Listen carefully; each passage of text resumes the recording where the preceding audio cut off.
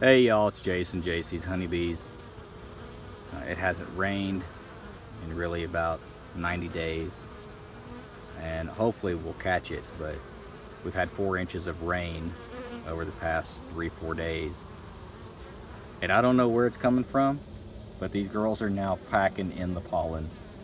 And the ironic thing is I talked to someone today and I was telling them, I'm like, man, you probably really need to feed them some protein because there's not anything out there. Well, me being arrogant, I was wrong. Look at them. They're bringing it in. I don't know what it is, where it's coming from. I don't care. The girls have work to do, and this keeps them out of trouble.